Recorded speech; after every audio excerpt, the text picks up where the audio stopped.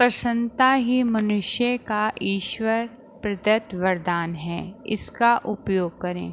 Welcome to my channel.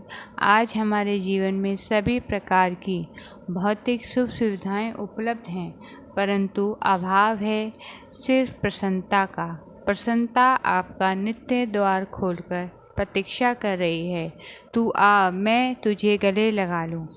प्रसन्नता अंदर है, आप उसे बाहर खोजते हैं। आप कहते हैं, अच्छा हुआ पधारे, सुस्वागतम, वेलकम। मुझे कोई प्रसन्नता ला कर दे दे, जबकि प्रसन्नता कभी जन्म नहीं लेती, सदा सर्वगत है। जो जन्म लेता है उसका नाश हो सकता है। प्रसन्नता का प्रकटीकरण होता है। आनंद तो अपने आप फूट जाता है। आनंद का कोई परिणाम नहीं, यह दुखद परिणाम है। आनंद का कोई प्रतिस्पंदी नहीं होता। आनंद प्रत्यक्ष नहीं हो सकता, पर्दे में नहीं छिप सकता। इस जगत में जो अखंड रहे उसी का नाम आनंद है। अखंडित हो जाए उसका नाम आनंद नहीं। अखंड प्रसन्नता का नाम ही आनंद है। एकांत से प्रकट हो उसी का नाम प्रसन्नता है। उपकरण से प्रकट हो इतना या ऐसा हो तभी प्रसन्नता आएगी, ऐसा नहीं होना चाहिए। इसका मतलब सीधा है कि मात्रा कम होगी तो प्रसन्नता नहीं आएगी। एकांत से जन्म लें उसी का नाम प्रसन्नता। किसी के साथ से सुख उत्पन्न होता है, लेकिन प्रसन्नता का जन्म एकांत से ही होता है। फिर भी हम साधारण मानव जीव कहलाते हैं, इसलिए संगत करो तो केवल साधु की ही संगत करो, जो मोक्ष का द्वार खोल दें। प्रसन्नता यानी जो स्वयं के पास नहीं, उसकी इच्छा किए बिना जो है उसी का सोच समझकर आनंद लें। प्रसन्नता यानी जिसके पास कष्ट क्या है इस बात का विचार करने का समय ही नहीं। प्रसन्न वही रह सकता है जो दूसरों के अवगुण नहीं, गुणों को ही देखे।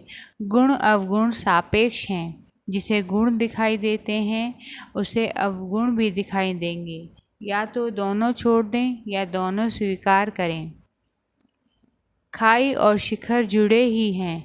किसी भी घटना को स्वीकार कर लें, सरलता से, सहजता के साथ। गुण खोजें। प्रसन्न वह रहता है जो जीवन की अधिकतर बातों में समय बिगाड़ने के बदले आज आनंद कर लेता है। प्रसन्न वह है जो अपनी या दूसरों की सूक्ष्म संपत्ति को ही देखता है, आडंबर से दूर रहता है। प्रसन्न वह है जो परिस्थिति में से रास्ता निकालकर विजय प्राप्त करता है। हर्षित होना ही प्रसन्नता नहीं। प्रसन्न होने और हर्षित होने में बहुत अंतर है। हर्षित होना मन का लक्षण है, मन का क्षेत्र है, जबकि प्रसन्न होना चित्त का लक्षण है, चित्त का क्षेत्र है। इसलिए हमारे यहाँ प्रसन्नचित्त शब्द की रचना हुई। प्रसन्नता चैतसा है। प्रसन्नता बहुत अलग वस्तु है। हर्षित होना एक अलग वस्तु है। कई लोग हर्ष में बहुत ही पगलाए होते हैं। जरा में हर्षित हो और तुरंत ही शोक भी उतने ही जल्दी डूब जाते हैं। हम लाभ होने पर जिस खुशी का अनुभव करते हैं वह हर्ष कहलाता है।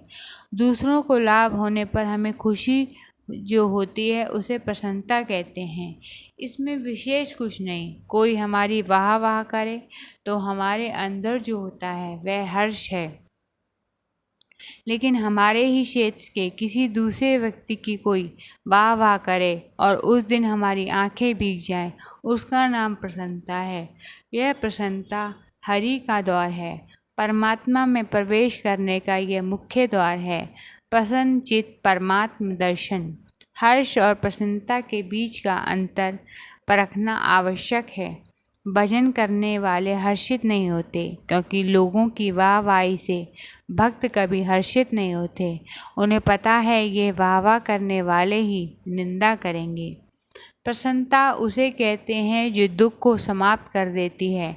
चित्त का स्वभाव सुख नहीं, आनंद है।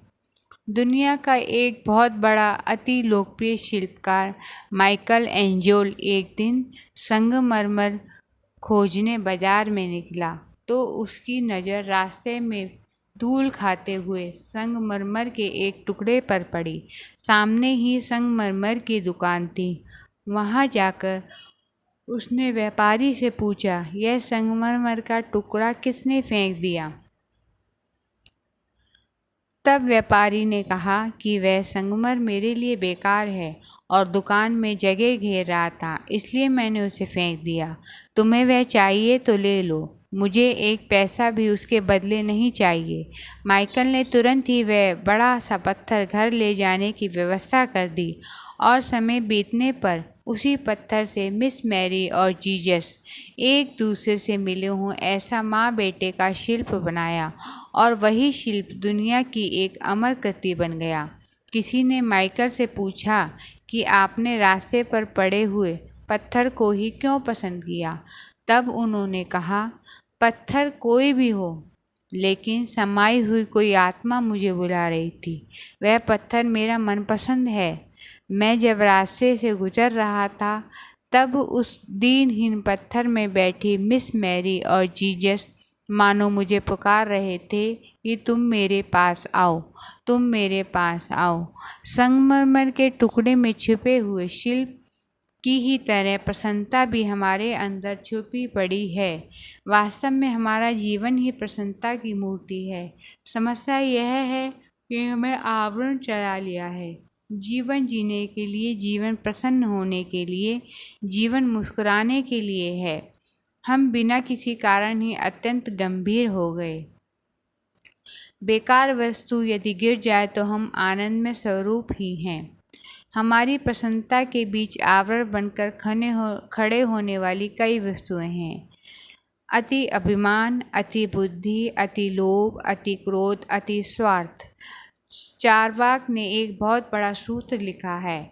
वे तो नास्तिक है, उनके पूरे सूत्रों के साथ सहमत होना मुश्किल है, लेकिन एक सूत्र बड़ा प्यारा है। उन्होंने कहा, हम घर में खाना बनाएं तो भीख मांगने भिखारी बहुत आएंगे।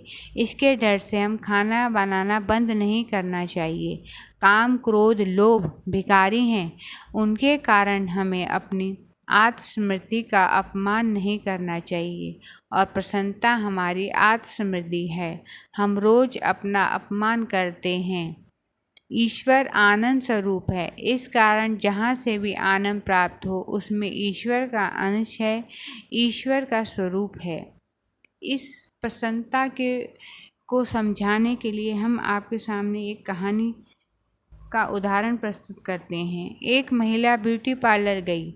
पता नहीं उसके सिर पर क्या बना, लेकिन उसके सिर पर मात्र 3 ही बाल बचे थे, केवल 3 ही बाल।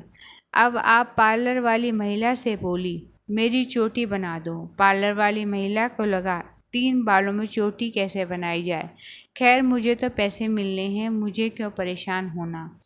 उसने 3 बाल पकड़े, उसमें से एक खिंच गया तो 2 बचे। उसने कहा, माफ़ करना, लेकिन आपको 1 बाल। महिला बोली, कोई बात नहीं, 2 तो है ना, लेकिन इतने में तो दूसरा बाल भी टूट गया। Sorry madam. अरे नहीं, कोई बात नहीं, मैं बाल खुले रख लूँगी।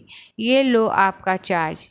समझ जाओ इस जीवन की कला को। यह कला समझ में आ गई तो जीवन में कैसी भी परिस्थिति हो, आनंद होने लगेगा। प्रसन्नता के लक्षण: हृदय पूर्णता से भरा हुआ, कर्म पूर्णता से भरा हुआ और आनंद पूर्णता से भरा हुआ जीवन ही हमें प्रसन्नता की ओर ले जा सकता है। आशा है इस प्रसन्नता की चर्चा से आपको कुछ थोड़ा बहुत लाभ होगा। मिलेंगे नेक्स्ट एपिसोड में, तब तक के लिए नमस्कार।